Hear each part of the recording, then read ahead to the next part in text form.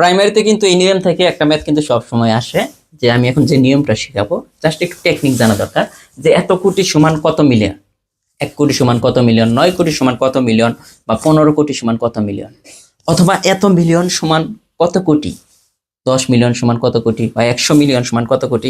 ব্যাপারটা হচ্ছে জাস্ট একটা উল্টা। এখন আমরা যদি কোটির থেকে যদি মিলিয়নে যাই, যেমন এই প্রশ্নটা আসছে দেখেন 2022 সালে প্রাইমারি শিক্ষক নিয়োগ পরীক্ষায় বলছে 9 কোটি সমান কত মিলিয়ন।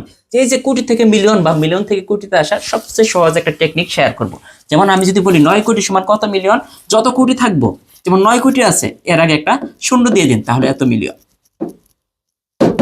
যেমন আমি যদি বলি 15 কোটি সমান কত মিলিয়ন, এই প্রশ্নটাই 15 কোটি যদি সমান কত মিলিয়ন, তাহলে 15 কোটি সমান, এই দেখেন 15 পরে একটা শূন্য দিলাম, 150 মিলিয়ন।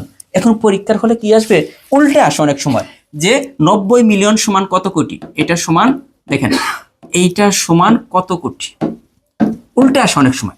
মানে এত কোটি সমান কত মিলিয়ন, অথবা এত মিলিয়ন সমান কত কোটি। যখন মিলিয়ন থেকে কোটিতে নিতে বলবে তখন জাস্ট শূন্যটা কেটে দিতে হবে, একটা শূন্য কাটতে হবে। যেমন 90 মিলিয়ন সমান কত কোটি, 90 মিলিয়ন সমান 9 কোটি। আবার 150 মিলিয়ন সমান কত কোটি, 150 মিলিয়ন সমান 15 কোটি। তার মানে আমরা কিন্তু খুব সুন্দরভাবে বুঝে গেলাম যে মিলিয়ন থেকে কোটিতে নিব, যখন কোটি থেকে মিলিয়নে যাব, কোটি থেকে মিলিয়নে গেলে একটা শূন্য বাড়বে। আবার মিলিয়ন থেকে কোটিতে যখন আসবো তখন কি আসবে, একটা শূন্য কমবে। যেমন 150 মিলিয়ন সমান 15 কোটি, দেখেন শূন্যটা কেটে গেছে। 90 মিলিয়ন সমান 9 কোটি, আবার 9 কোটি সমান কত মিলিয়ন, আমরা একটা শূন্য দিয়ে দিলাম। আমরা এই ধরনের দেখেন কতগুলো অঙ্ক বিভিন্ন চাকরির পরীক্ষায় আসছে। যেমন এইটা 1 কোটি সমান কত মিলিয়ন, তার মানে কোটি থেকে কিসে গেছে, মিলিয়নে গেছে, তার মানে 1 কোটি সমান 10 মিলিয়ন। হইতেছে কিনা দেখবেন যে এই নিয়মের আমরা কতগুলা ম্যাথ পাই।